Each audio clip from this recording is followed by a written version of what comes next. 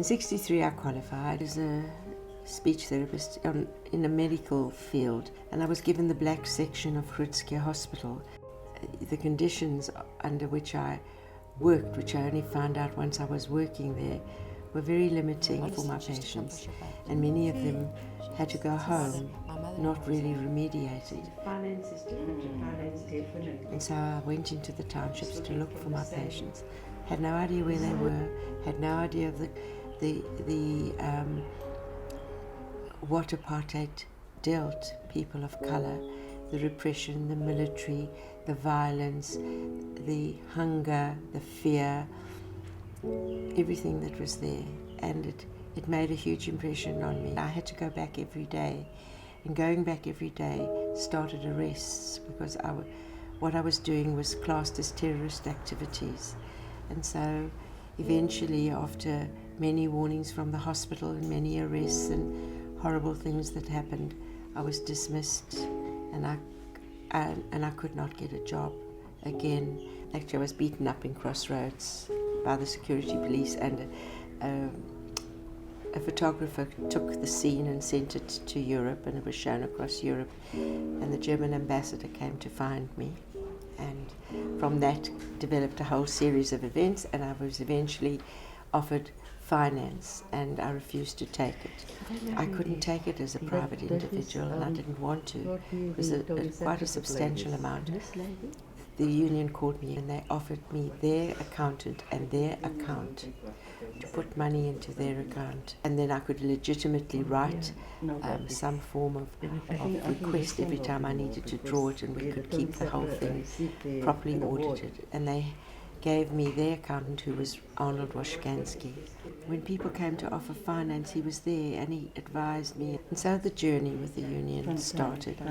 I started being able to build proper centres, proper old age centres, early childhood development centres, places for children with challenges, seniors with challenges, places for blind. So the hundreds of buildings that I was able to build started from that time with the union. And then they got involved with our senior clubs. So the ladies started working with us at that time. There's quite a lot that they did for us, because things like food, they were capable of bringing food to the people, and started the gardens with them. Some were bringing the wool and doing knitting and crocheting. And they motivated a lot of older persons who thought that they cannot do anything anymore. There were quite a number of groups coming up in the other areas. They brought up that the older persons wanted to go somewhere out of the area to see what is done in other areas. So the idea came up from that they brought the idea of that they can visit this place where they can play bingo and have tea after that. And sometimes the older persons, we tend to understand that some they couldn't count, some they couldn't read. So they were partly that we started the classes in their centers where they can learn how to write, how to read, and how to count through the bingo. Tutu gave up of her time, Tutu gave up of her life to open up all the senior clubs. She did it all with the people. And that's when they've continued to this day, that they come once a month with a different club, and the people of the union participate with our seniors. And that's the magic. The magic is that it isn't just money given to us, but what I found wonderful and what I so appreciated was the union actually held hands with me. They encouraged me, they encouraged the people in the townships.